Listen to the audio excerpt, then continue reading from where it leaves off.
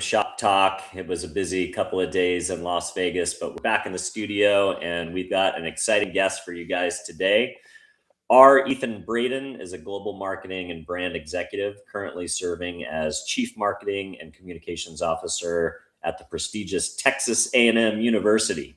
He oversees the university's brand, marketing, communications, and digital strategy, helping position one of the largest institutions in the U.S. on a global stage in both innovation, sports, and education.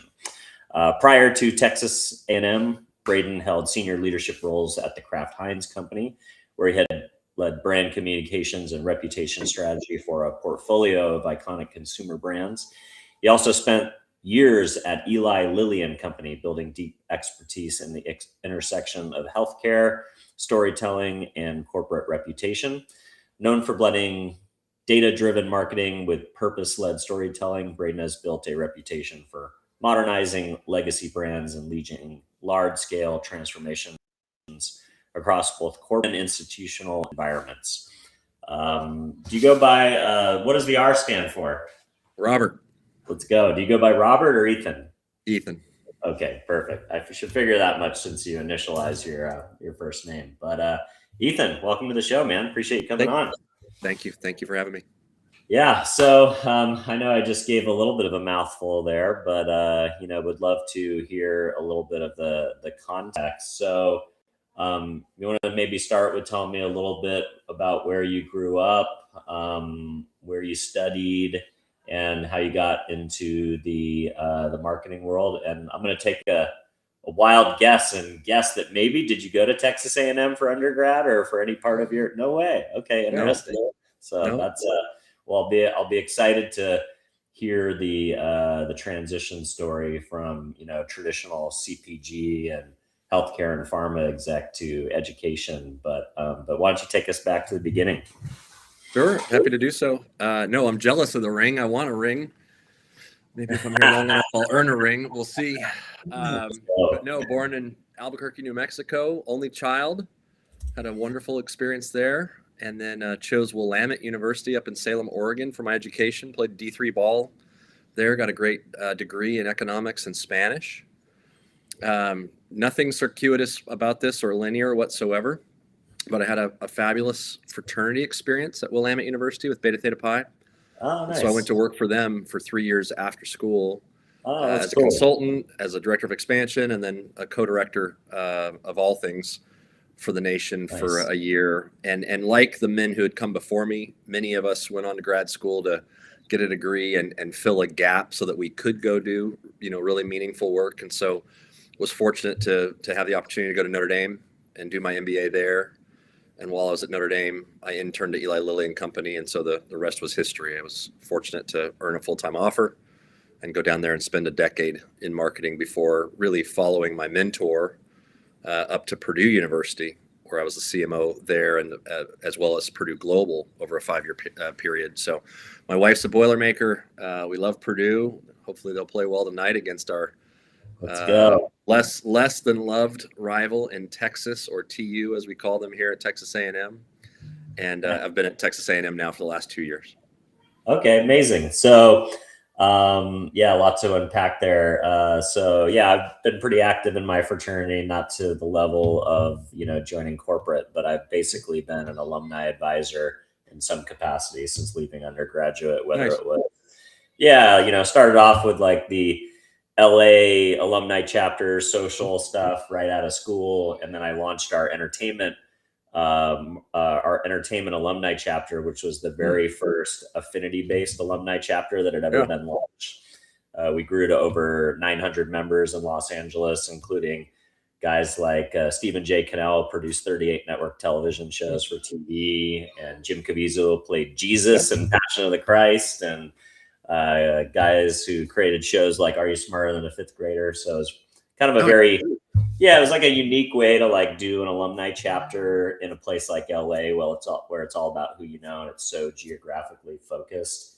And then I've stayed on, I started our advertising affinity group as well when I kind of transitioned to our industry, and still stay involved. We just had an investiture and an initiation last weekend here at Cal State San Marcos. So yeah, Nice. love your story there, and love the. I always love evangelizing the Greek system and what a value it is outside of just the social experience that you get at school. It's definitely been the case for me.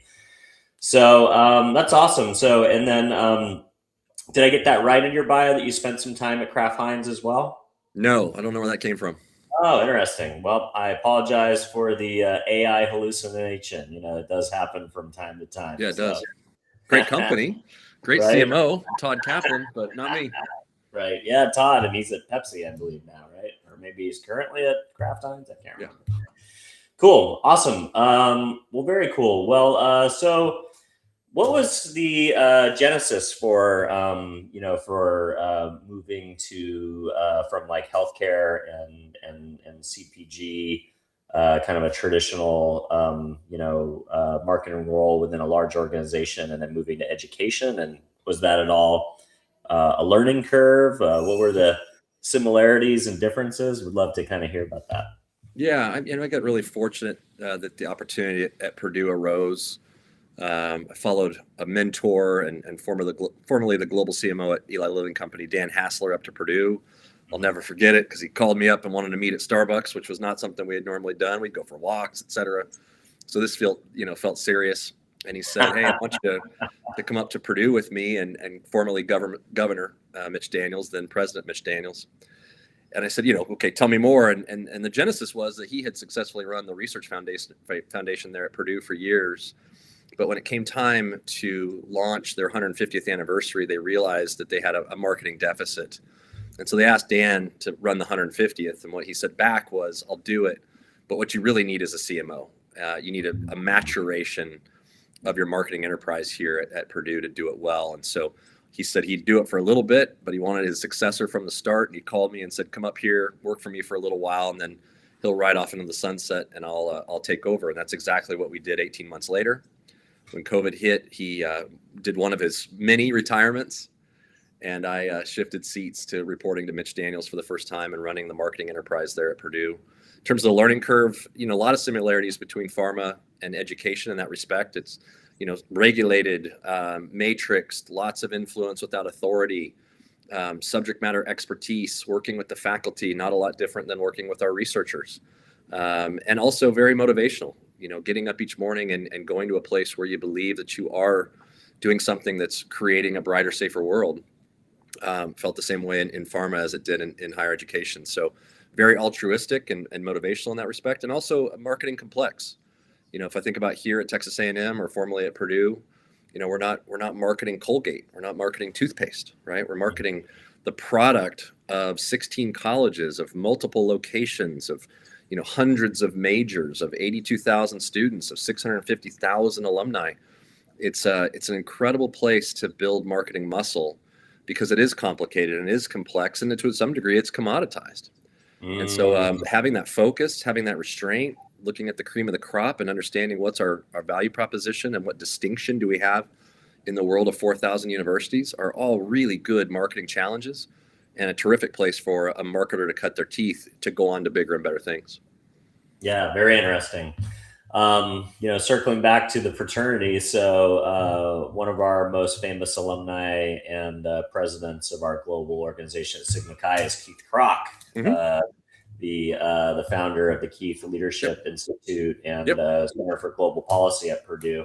I wonder how much time you guys had overlap there. And that's a really interesting kind of branding exercise that I never thought about until we kind of like full circle started talking about the fraternity connection and the education. But so often you have an alumni who has been, prestigious in their career. I think Keith he was the youngest VP in the history of General Motors. He started 3 Points, which was a robotics company in the automotive space. He started Ariba, one of the early procurement software companies, started DocuSign, became the Undersecretary of State under Pompeo. He's the CEO of the 250th anniversary celebration of our nation's history this year.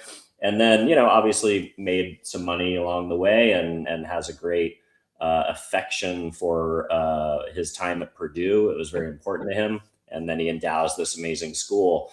How do you guys work with alumni when they want to establish like a school or an institute or because I feel like in one way that's kind of like donor management. There's like that It like is. high level relationship, but then you're branding the school in association with the legacy of an individual and then using that as an asset to maybe go out and recruit a certain type of student. I wonder how that all comes together.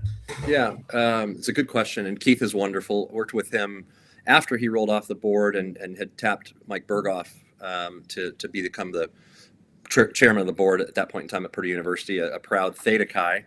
But you've got Keith as a Sigma Chi, you've got Drew Brees as a Sigma Chi, so some great ones along the way. To your question, both at Purdue and now at Texas A&M University, entities like our Association of Former Students, our foundation, formerly the foundation there at Purdue University, do a wonderful job, I think, of cultivating those relationships, which are very specific and one-to-one in understanding what the donor wants to achieve and how they want to give back. Some want brick and mortar, some don't. Some have their hands, very involved with it. Some are lesser. And you see that from the naming of a department all the way up to a program or a college or a building, et cetera. We've been very fortunate here at Texas A&M University.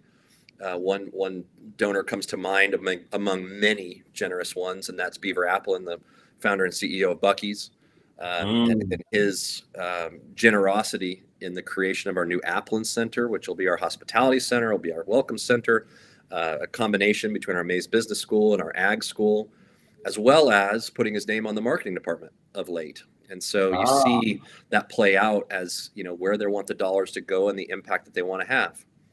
Another interesting experience I had in leaving Purdue, or in the final months of Purdue, was the decision to take the Krannert School of Management, the business school there for many years, and rename it the Mitch Daniels School of Business. And that was I think, an incredible testament to a wonderful leader, but I also think it speaks to the type of teaching and in some respects, the ideology or the perspective that school has moving forward. That name now has a persona. That name now has a brand. That name connotes something to the world as to the instruction it's going to receive in free market economics, in open inquiry, in capitalism, et cetera. And that's all part of Mitch, right? And so that was a decisive piece to put his name on that business school, partly as a recruitment tactic for the future to speak to what do they stand for and why should people care. So that's always fascinating, but we're so blessed here at A&M as I look across the campus with many incredible names and many incredible former students and otherwise who have made this place so rich and so exciting and so such a wonderful experience for our students. So I love it when our former students have the success of a Keith Kroc or otherwise, and make the decision to give back to their alma maters or otherwise. Yeah, I love that. So tell me a little bit about getting tapped for the Texas A&M role. Obviously, going over to Purdue and doing what you did there was an amazing accomplishment. But what got you excited about a new challenge, and what made Texas A&M the new home for you? Yeah, I mean, it's exactly that. My wife said, let's take the adventure. It was the next challenge. I had a wonderful boss at Eli Lilly and Company who once said he had some tenets for the jobs he would take. And one of those was always go places where there's enough clay to mold something beautiful. And when I saw Texas A&M University, and in particular when I saw the brand and our former students and the operation and the leadership of the place, what I saw was a lot of clay, especially for a disciplined marketer. This is an incredible place with incredible people doing incredible things. But it's also a place that for many years has maybe failed in the respect of telling its story externally because it didn't necessarily need to. It had ample demand. It's got incredible connection and belonging. It's got this tribe of 645,000 former students that if you're a part of, you got it pretty made.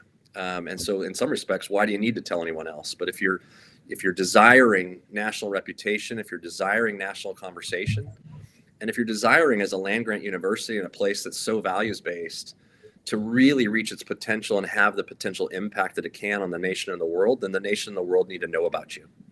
And so it was a great opportunity to come down here and take that clay and really mold a beautiful marketing, values-based impact story between the leaders of character that we graduate and the incredible discoveries and research and innovation that we produce at scale here, all with magnitude, with momentum and mission that really do, again, create a brighter and safer and more secure world. So that's all a playground for a marketer. And being able to build this team and start to build this brand platform and tell the world what a special place this is versus it be a tree falling in the woods with no one to hear has been an incredible daily endeavor, opportunity, and I feel very privileged to be here. Yeah, very cool. I'd love to get your take on just kind of the larger, idea of the value of a 4-year college degree, as it is kind of, top of tongue with a lot of people these days on social media and in the media in general. Yep. So you've got the rising costs of college, additional debt and taking on student loans. And then you've also got 25% of young people being unemployed coming out of college right now because of AI, maybe, or because of broader economic headwinds. But AI is definitely what I hear as far as the scapegoat of why the younger workforce is having a hard time finding entry level, because entry level is the easiest thing to use AI to do the things that we used to call the grunt work, right? The things that you did in an entry level job to learn. You also have a declining birth rate in the US where there's less young people and we're getting more and more old people. So there's some headwinds in just the world of going to when families and parents and students are choosing whether to go to a 4-year institution, whether to go to a trade school, or whether just to, be an entrepreneur and idolize the college dropout, So I'd be curious, as a marketer for an institution like Texas A&M, how do you look at this larger challenge in the ecosystem, and how are you guys tackling it from the perspective of your university? Yeah, no, they're all very real headwinds for many.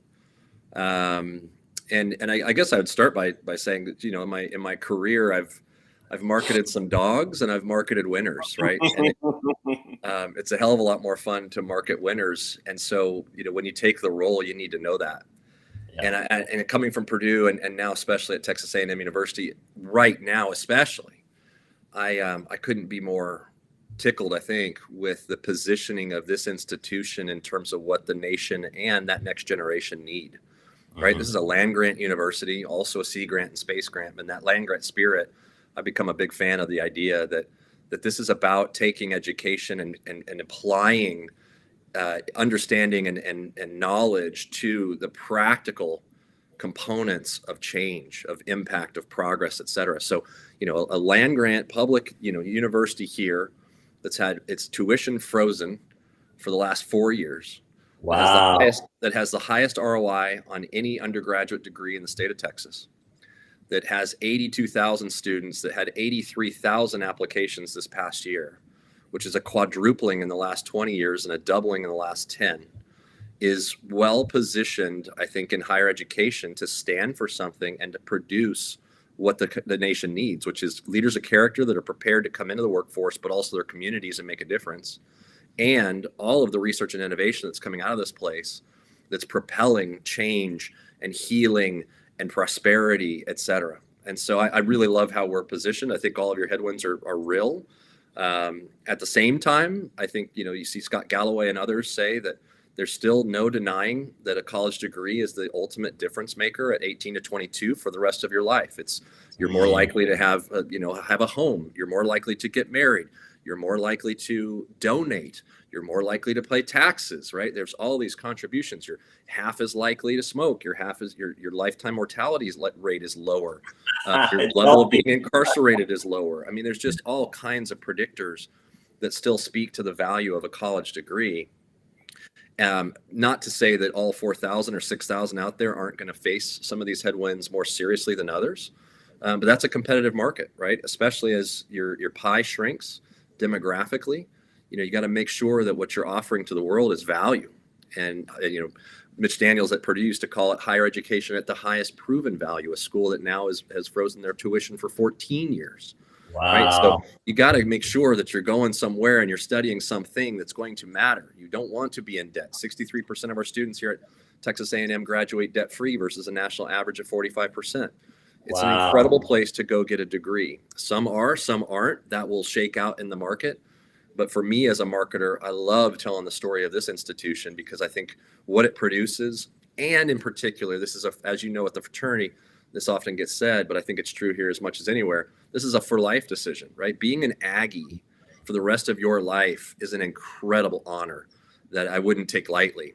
Some places maybe don't have that allure. They don't have that bond, that spirit, that belonging, that community, that impact. We do. And so I really love to see new students walk on this campus that don't know the decision that they've made and the change that it's going to create in their life for the rest of their lives. But I see that in our Aggie network. I see that in the spirit of Aggie land here of what it means to be an Aggie, and I'm very proud to market it. Yeah, I love that. And you know your numbers really well, so it's impressive, and probably not an accident since you're a dual comms leader and the marketing leader. I wonder as well, you mentioned some really great things, and I think you guys definitely, like you said, like maybe the macro has some headwinds, but when you have those types of numbers, maybe that's not as much of an effect. I wonder, I don't know the composition of, and I hate to even ever get into the politics when you're speaking about marketing, but I think there is a brand perception problem now in certain universities. I think parents who maybe are lean more conservative versus liberal, are sometimes fearful that if they send their kids to college, the kids will come back and hate them. That is actually a real perception. I think, obviously the Ivy Leagues have probably taken the lion's share of the brunt of like, okay, like, within a certain demographic or population, maybe there is more left-wing thinking in certain types of institutions. But is there an opportunity for colleges to maybe market themselves as places that encourage critical thinking and questioning both sides and a spirit of equal debate, and really just being a place like where, I don't know about your experience, but I went to a UC college in California in Santa Barbara. I was in the Greek system, so that kind of puts you in a different social group for sure. But on campus, I never remember ever being subjected to some of the things that I hear about in the news these days. So I wonder, is that an opportunity for university marketers to lean into the idea that, hey, we're for everybody, we're not for one way of thinking in the world? Yeah, you're seeing, I think, you've seen in general the pendulum shift or swing or reorient, maybe neutralize in some respects with everything you just discussed. I think there's a wonderful place in higher education right now for institutions of common sense and to your point, open inquiry, of free speech, of rigor, of value, of testing and challenging our students, not just with the curriculum, but with the experiences they have outside the classroom, differing point of views. This is a place at Texas A&M that espouses and oozes its values. And one of those is respect. And I'll tell you a quick story, which I love as much as anything that has happened here when it comes to that point. About a year ago, when we were starting to see the pro-Palestinian protests arise on campuses throughout the country, we had one here, and it was a really interesting thing. But at the same time, this is a place of respect, of excellence, of integrity. It's also a place where we use the word howdy a lot, which is about hospitality. It's about belonging. It's about welcoming. You see it everywhere. And most people on this campus don't say hi as they walk by. They say howdy, right? But the other thing that's wonderful about howdy on this campus is it's how you start a meeting. And so if you have a classroom or a meeting, large auditorium, et cetera, if someone gets up in the front and says howdy, everyone responds with howdy, and you start that meeting. So as the pro-Palestinian speaker for the day came to the microphone out here on our quad to a mixed audience of folks that may have felt the way he did or didn't, and everything in between, he still got up to that room or still got up to that group and said, howdy. And everyone there said back, howdy. And then they listened. And so I think our students are an incredible example here of respect, of open-mindedness, of common sense. And that comes from their upbringings, that comes from the education they're receiving here, that comes from their families, that comes from them choosing Texas A&M for that. But I'll tell you also that there's an interesting article in September of 2024 in the Wall Street Journal that talked about the migration of Northeastern students to the SEC. They've had a huge surge coming out of Connecticut and Boston and New York, et cetera, coming down to the Texas A&Ms and the Clemsons and the Auburns, although Clemson's ACC, but close enough. But you get my point. But it cites why. And the reasons it cites are school spirit, better weather, degrees of value, okay, and less political bullshit.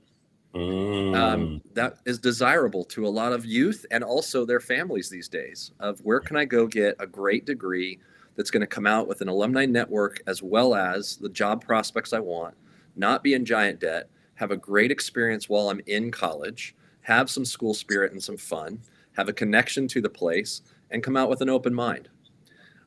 That's one of the, Texas A&M is a great example of a place that you can do that with the stats I shared with you earlier. But I think there's a huge piece right now. There's a huge swath of this country that wants higher education and common sense. And that's something we're trying to provide and do well. Yeah, that's awesome. I love that story because, I don't think, anybody should be able to protest or have a meeting or organize around any topic that they want, as long as it's not illegal or unsafe for students. But it should be done in a way that is respectful of both sides. It should be done in a way that doesn't damage school property. And it should be done in a way where other students don't feel intimidated or fearful. So I love the way that you guys were able to navigate that time and do it in a way that shows good character. So bravo it does speak a lot to your culture and the values that you guys have established through campus life there. So let's get into some lighter topics. Let's talk about I'm always curious with it's like when you're marketing a university, it's like it reminds me almost of like some of my clients in destination marketing, where they're marketing a city or a town or a country, because you're if you think about campus, you're marketing all these different aspects. You're marketing Greek life, and you're marketing athletics, and you're marketing what's the living conditions, and what do the dorms look like, and what's the food taste like, and what am I going to learn? And you mentioned alumni network. Who are the people who have come from this institution, both historically and in present day, and can I aspire to be like those people because that's where I want to go? Weather, affordability, you just have so many messaging opportunities. As a CMO, how do you find the narratives that you want to tell? And how do you decide how much to invest in each brand narrative or story? And how do you find the right channels? I find it fascinating. Yeah, it's a great question. And you're right. It's all of those things. I think I start with the Mark Ritson answer of market orientation, right? We need to understand our audiences deeply, and we need to speak to their needs, their aspirations, their frustrations, their tensions, whatever it may be, with our marketing. Our marketing needs to be of value. It needs to be relevant. It needs to be recalled when necessary. And so it has to break through in all those respects. I think number one, I think about what are they looking for in a university if I'm thinking about prospective students that are folks. And we watch that, and you can see that in the Wall Street Journal, you can see that in the New York Times, it's talked about all the time, but that max differential of those criteria is something you better know. And it's affordability, it's value, it's the availability of my major, it's the safety of the campus, it's the college experience, it's the debt, it's the price. It's, am I going to come out and get a job? Am I going to be well employed at graduation? It's school spirit, it's athletic teams, it's weather, all those things, you're right. But we actually look at that for our prospective students, and we'll look at the max differential of those and see what really are the drivers of decision, what are the drivers of preference, what are the drivers of favorability. And then we'll ladder some of our content plan and our content to those, right? So we're telling a story of value of lately. We're telling a story about how now students can come to Texas A&M, and if their families make under $100,000, their tuition and fees are free. That speaks also to this idea of value and ROI of being able to come and get an A&M degree. Like I said, it has the highest ROI of any undergraduate degree in the state of Texas. That 63% of our students are going to graduate debt-free versus a national average of 45%. It's not, for naught that we're sharing that. This is idea of price of value, of cost, of debt, of affordability, of accessibility are important to the young people and their families, and we need to answer the call in that. So that's number one. Number two, I think in great places like this that have great strategic leadership and vision and direction, my content plan, my marketing strategy is going to be guided by what our cabinet, what our president, what our chancellor thinks is important to share with the world. We're sharing, stories of a belonging, of a school spirit here, of the cultivation of leaders of character. We're also telling the story about our contributions to national security, to space, to medicine, to health, to energy. All of those have a place in my content plan. How we learn about that is with great relationships, again, with either the communicators of our colleges or the researchers and faculty that are really bringing these incredible innovations to bear. So whether we're talking about ice batteries that are cooling buildings in New York City and bringing down the costs of cooling in big summers, or a novel Alzheimer's spray that is going to be nasally administered in the future, hopefully creating the slowing of cognitive decline of that horrible disease, or the idea of 3D printing of pediatric medicines so that we can get the dose prescribed right to the patient's need on site for that individual, where maybe today they're taking a medicine that only has formulations for adults, which is dangerous or inadequate. So we have all of this to work with. We're spoiled in the stories that we can tell the world. For us, it's channeling those stories against strategic initiatives, the strategy of the place, and in particular, the needs of our audiences, whether those are students, whether those are families, whether those are decision makers, whether those are agency leaders, whatever it may be. We want to make sure that our content is powerful and relevant and recalled by those decision makers, by those audiences. And that's our obligation. That's our job, to enchant them with the content that we provide. I love that. You just knocked out a bunch of great stories around innovation. Mm-hmm. One of the things that I think, I don't know if it's it's probably social media's fault, like most things, but there's been this kind of, I would call, like, idolization of the entrepreneur. When you see, business people or experts or gurus kind of traveling the world and hanging out at beaches and, giving talks on stage and teaching classes. And then some of them actually creating real businesses that are amazing and launching brands and companies and things like that. Sometimes young people look at that and they say, oh, well, some of these guys didn't go to school. Maybe I should go that direction, or maybe I go to school and I figure it out there or after. One thing that I've seen interesting here in San Diego State, they have an innovation entrepreneurship school. And I'm partnered with them through an organization called TechCon Global, where I do a media partnership with a few events that they host throughout the year.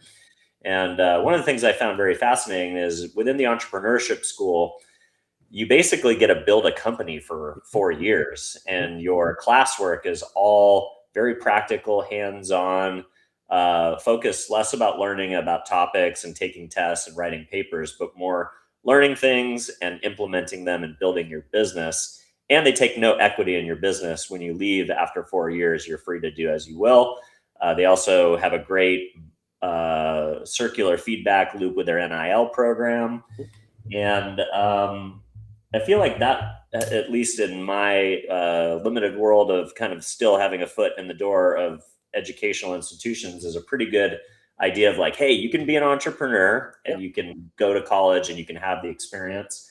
I often tell friends, I think I learned more in the fraternity house as a social chairman 3 times, and the alumni, the magister, which is basically our pledge educator, and the alumni chairman basically taught me the power of networks. That's the reason I, eventually read Keith Ferrazzi's book, another famous Sigma Chi, through, the power Never of eat alone. Never eat alone. Right. Exactly. So there are these opportunities to be an entrepreneur and learn entrepreneurship while at school, while still having community and safety of, like, having a fallback plan if things don't work out. So be curious. You just rattled off some really great innovations in the laboratory, et cetera. But do you think the college experience could maybe be more accommodating to the entrepreneurial journey? I'm sure writ large, absolutely. I think there are schools that are getting this really right. I think I've worked for 2 of them now. Mm. where, entrepreneurship and not only the discipline and the fundamentals of doing it well, but the access to those who have either walked that path or had the success along the way and are giving back to make sure that next generation of entrepreneurs are successful. That's very ripe and very real here at Texas A&M University, both at our Mays School of Business as well as just writ large with our McFerrin Entrepreneurial Center now, that's really housed sort of in our provost office so that all colleges and the university as a whole can benefit. You've got, you spoke in the beginning of that of lifestyle, or I suppose the glamorization of entrepreneurship and the entrepreneurs.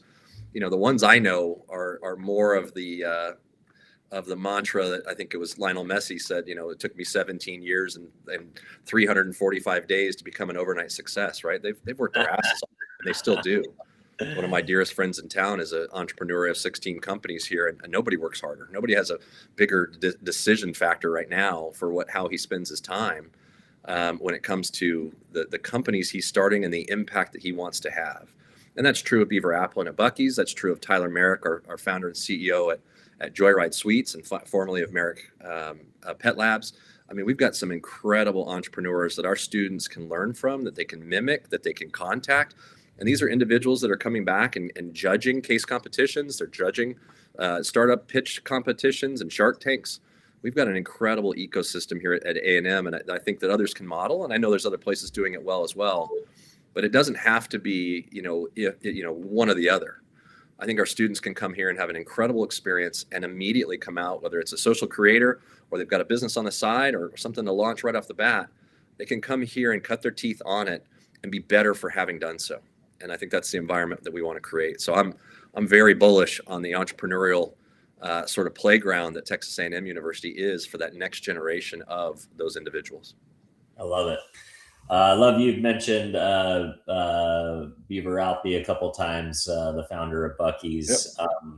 Yep. One of my favorite outdoor billboards is on the way from San Diego to Palm Springs, California.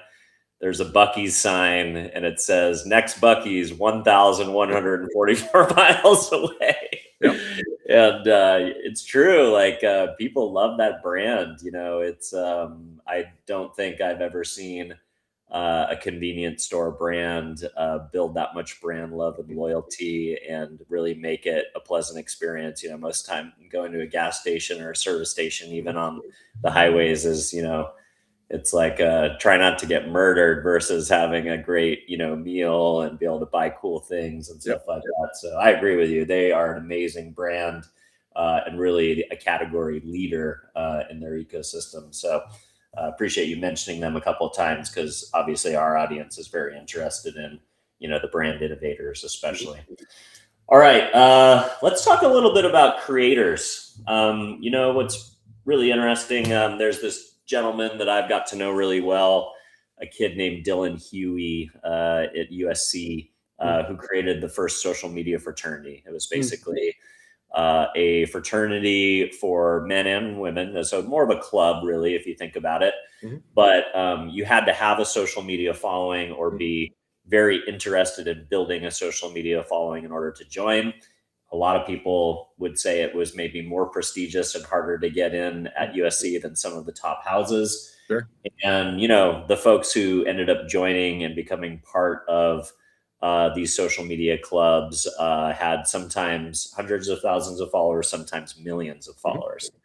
Mm-hmm. He built an organization called Reach and franchised this throughout many campuses around the country. I don't know if they have one at Texas A&M, maybe a connection that I can make for you after the show. But, the thing that was always tough for me when I graduated high school is, I got a bunch of flyers in the mail, I was like, I don't even know where these places are. I don't know where these cities are. It was like, I graduated in 99. So I was kind of pre-social media still, there was the internet, but it wasn't, quite what we know it today. It was kind of hard to get an idea of what campus life would actually look like. And, there's the marketing message and the opportunity to kind of, display what college life is going to look like from your official point of view as the steward of the brand from, Ethan's point of view and Ethan's marketing team's point of view. And then there's also these amazing social media creators that create stuff from their point of view.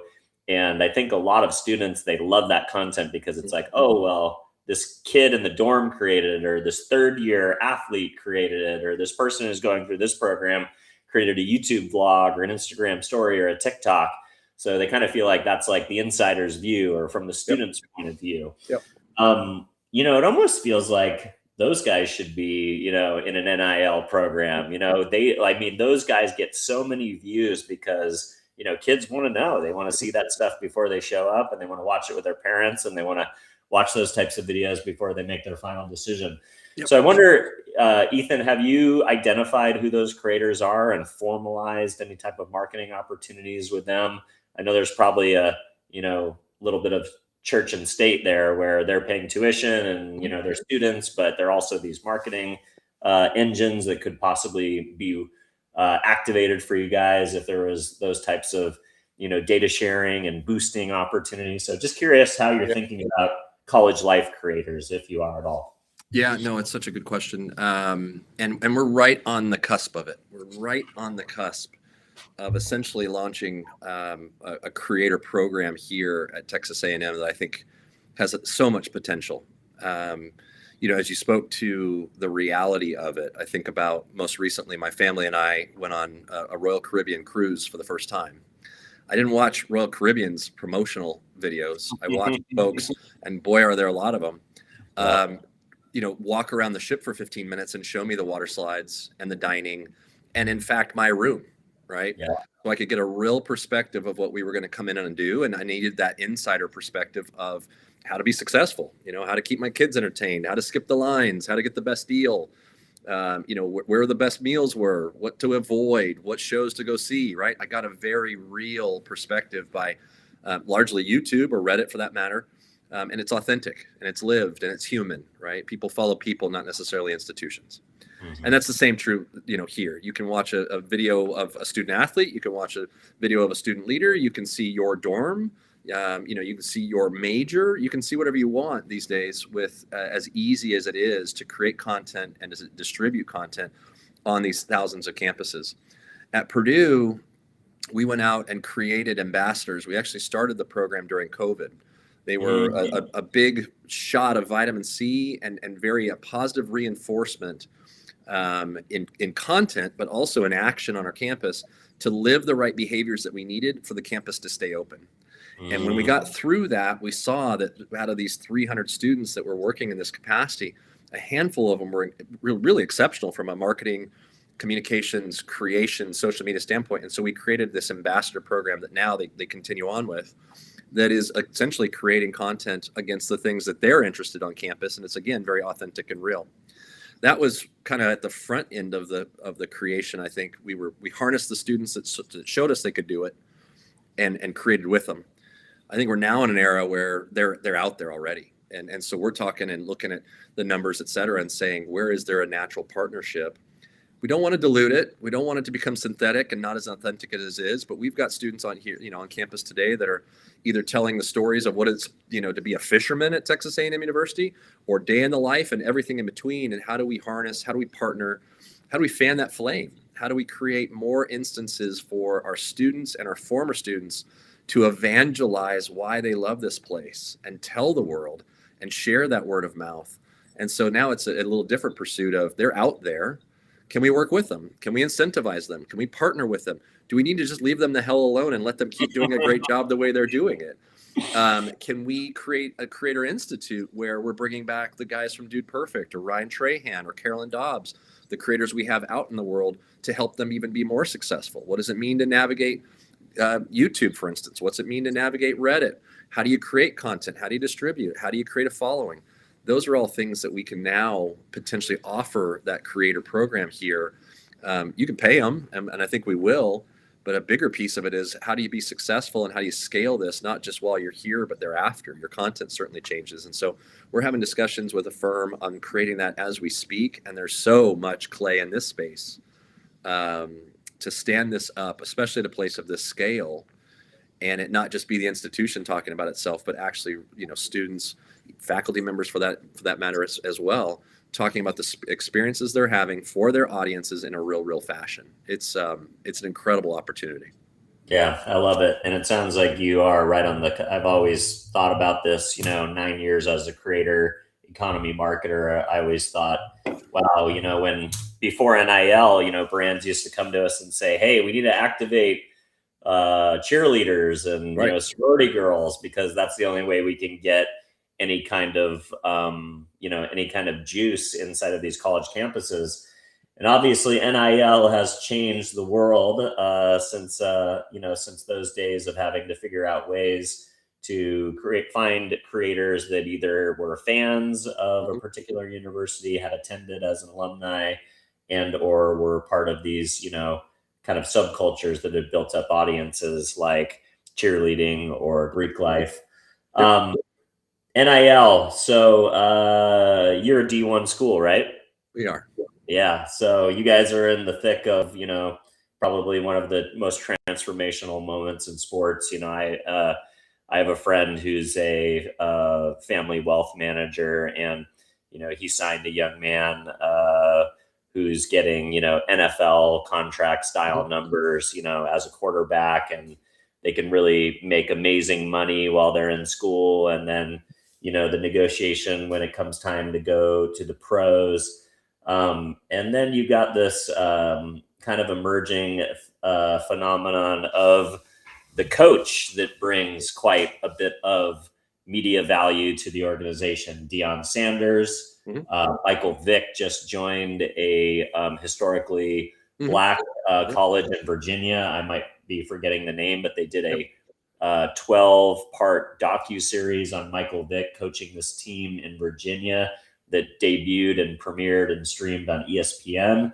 So whether it's the coach, the creators that happen to be NCAA athletes, or whether they're, the biggest pros and the most have the most potential as a student athlete to become professionals in their careers in either the NFL, the MLB, and all these leagues.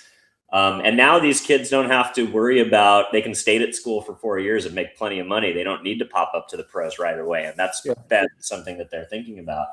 But, obviously, I think sports, especially D1 sports and D1 football, is probably the way that colleges build their brand in the world to the general public, right? So I'd be curious, how have things changed for you in the world of NIL? How are you guys leveraging those opportunities? And, what is that kettle of fish for a CMO? Yeah, I think you're right about all of it. I think I may not be the perfect one to ask in that respect. At the same time, I've learned from our athletic director and Trev Alberts of keeping something very simple and something very focused, and that is we got to win. That winning, just like Keith Kroc would say, or Tom Mendoza would say, that sales cure all. Winning cures all. And so at the end of the day, they are looking to put together teams that will win. And you see the impact of March Madness, or you see the impact of the CFP. You see the impact in your retail sales, the impact that can have as well. But for us, I think it's all around, can you build cultures? Can you get, incredible young men and women to come here, have a great experience? But at the end of the day, so much of it is, can you win? And that's the decisions they're making on a daily basis, on their staff, on their personnel, on their facilities, on their investments, on the decisions that they're making. It's all towards building winning programs that do it the right way. And so I feel very good about that here. I think we just saw an incredible example of that in Coach Bucky McMillan with our basketball team, right? Came in late, assembled a team with one returner. So 11 guys who essentially had never played basketball together before were picked to be last in the SEC, ended up fourth in the SEC, had some incredible wins along the way, brought a new style of basketball to us in year one, went to the tournament and won a first round game. Like, we're very bullish on what can oftentimes be construed as a football school, and it is an incredible football school. But we've got an incredible environment here of winning teams in now basketball and women's basketball and softball and in baseball and in track and tennis and golf. We've got incredible kids. We've got incredible coaches that really get the values of the place. and they are focused on the fundamentals and what it takes to win, and that pays off. And so I think we're very blessed with Trev on down in our athletics department to have something that's very healthy and very good for our brand. The CFP run this year with Coach Elko in football was incredible. It was a wonderful football season in a hard, obviously, SEC conference. And it's very optical. It's very visible. A lot of eyeballs on those Saturdays in particular on ABC or et cetera. So you're right. It is the front door for many to our brand. And I feel like our brand in that respect here at A&M is in really good hands.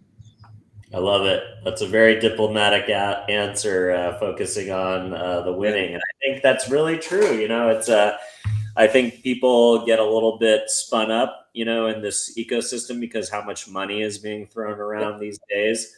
But at the end of the day, none of that matters if you don't have a winning program, right? All right. Is there a marketing trend in education that you think is overhyped right now? And where do you think the biggest opportunity is? Where's the most underrated opportunity in education marketing? Yeah. I think the fads or maybe even generalizing even more so, just shiny penny tactics, right? I had another example yesterday, and this isn't new, but I had somebody come to our office and talk about wanting to create sort of a sub podcast on a certain topic. We need a podcast. And it's like, why? Help me understand the ultimate business goal or strategic objective you're trying to achieve, and how do you see that a tactic like a podcast is the natural key to that lock, right? And so I'm not indicting podcasts necessarily. What sure. We're on a podcast, right? Yeah, I'm indicting, and there's whatever there is, 5 million podcasts, and 95% of them don't get past episode 4, right? And 96% of them have never had more than 5 reviews. Like, there's just this proliferation of them as a tactic that can be understood, but are they effective? And I'm not indicting podcasts in that regard. I'm indicting the understanding necessary to say this tactic is the bridge towards creating the attitudes, beliefs, and behaviors in our audiences that we need, and that we know what we're doing well enough to scale it and succeed with it and be effective with it and have the performance and desired results we want with it. Now, on the other side of that, for me, the bet that we made it at Purdue, and we've made it here, and I think it's paying incredible dividends that I think is still unexploited, is video storytelling. And we're doing some of that right now. When I got here in 2023, the content that Texas A&M University had put on YouTube that year amassed 336,000 views on the platform. Fine, not bad. It's very average, honestly, for many universities. As we look at our data, we'd had one video in 13 years ever amass more than 1 million views, and it took 13 years to do it.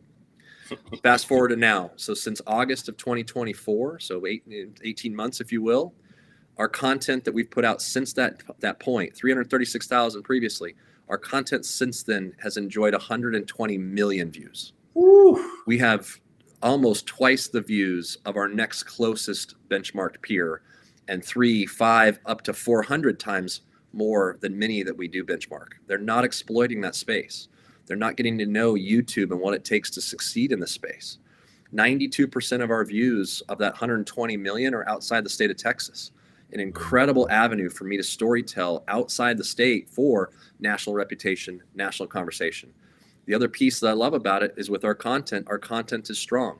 We have an average view duration right now of 80%. So people aren't just clicking and moving on. They're actually immersing and taking in our content, which is what we want them to do with it. So in a year, we've had 26 videos that have amassed 1 million views or more. Our commercial from 2 years ago is sitting at 25 million. Our commercial from this past year is sitting at 20 million. I think YouTube, for both universities as well as what we talked about earlier, Greek life for that matter, it's an incredible platform. It's like avoiding Amazon if you are. I don't know why you would. But it's an incredible platform to entertain, to inform, to educate. And universities are hotbeds of content. If they got excellent with YouTube in the fundamentals of the ABCDs, as well as the paid advertising of it, I think they could move the needle. And it was something we realized during COVID at Purdue. I brought it down here, and we're having a lot of fun with it now. I love it. That's amazing statistics. That's really cool. Congratulations. Thank you. Yeah, it's interesting. You mentioned kind of, some universities are antagonistic to their Greek system. Some of them don't even allow them, and they're essentially rogue operators. And then some embrace them and embrace the value that they bring, not only from a campus life perspective, but from an alumni affinity. I identify as being a Sigma Chi from UCSB more than I do as a Gaucho. But there was a period of time, I think, where Greek life was definitely under attack, and for good reason. Sometimes, obviously, hazing is unacceptable. But I think also there was the larger question of like, do men and women organizations deserve to exist? Are they inclusive? And it feels like we're on the back end of that in some way. And I think maybe social media has powered that. I mean, my wife told me that the DG pledge class at UCSB was 200 women this last quarter. And UCSB, again, we're the number one party school in the country, a moniker that UCSB absolutely loves to, try and get rid of at every turn. They hate that from an organizational perspective. And I get it. Why, that's not something that you necessarily want to brand your campus with. But Greek life, I think because of, the type of person that joins a fraternity, sorority, social, maybe have the kind of natural tendencies to maybe be a creator, be creative, be in front of a camera. And, let's face it, they have resources. They put money together. They buy a drone operator for their pledge class reveal video. They buy professional equipment, etc.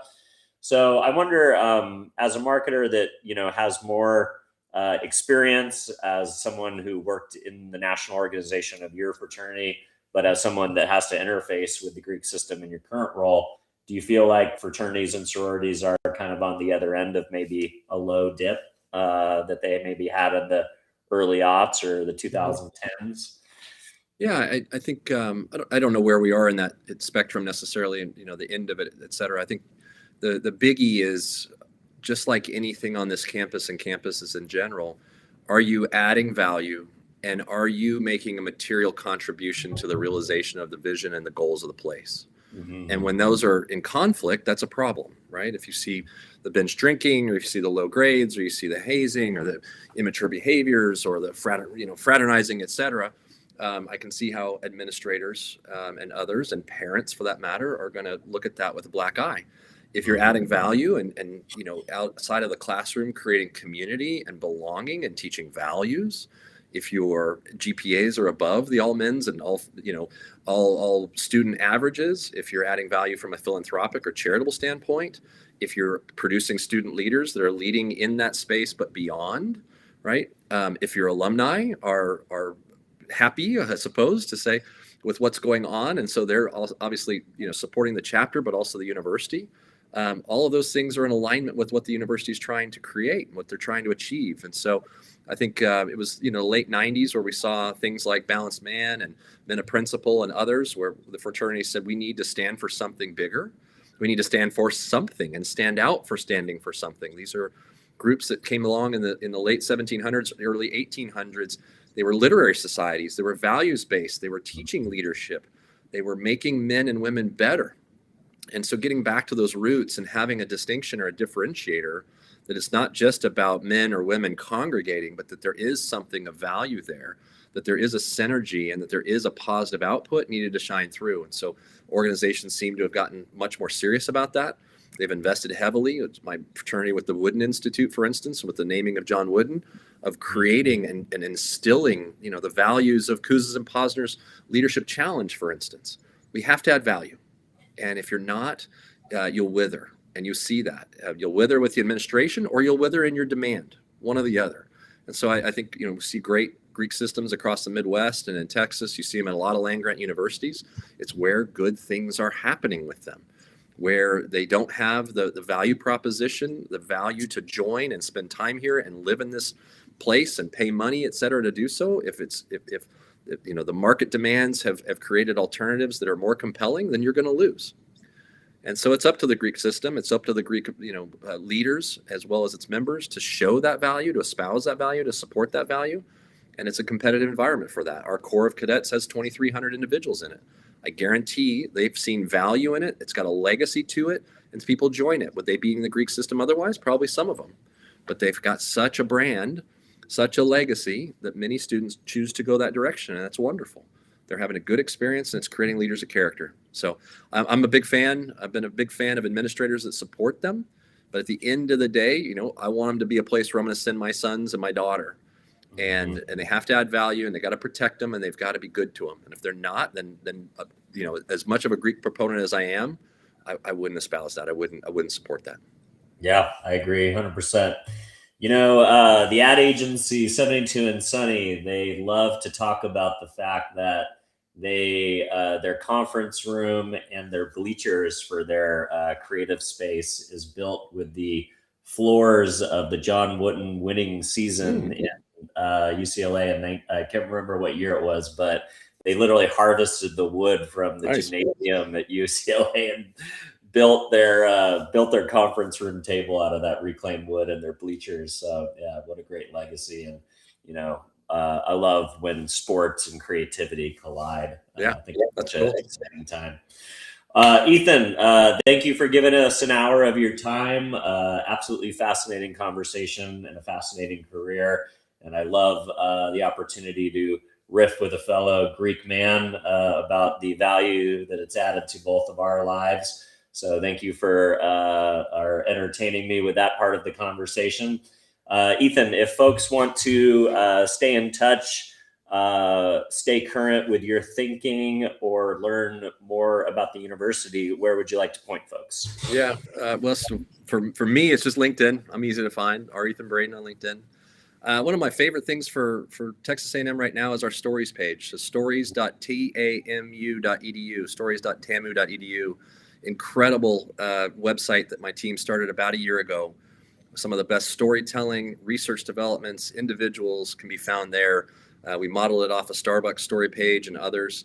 I think it's first rate, first class, incredible video, incredible stories of the things that are taking place here. And so you can lose yourself in our stories site, and I would encourage you to do so.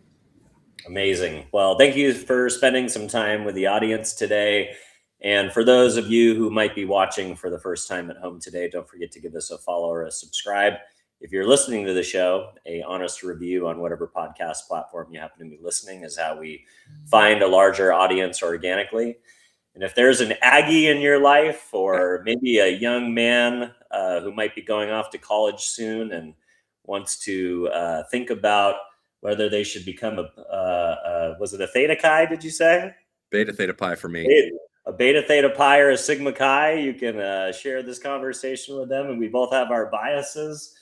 And or a marketer who you think would enjoy the conversation and the parallels of Ethan's amazing career in healthcare, but most recently in the halls of higher education. Don't forget to share the show. And with that, Ethan, I will wish you a great day. Thanks for spending some time with us. Thank you for the opportunity.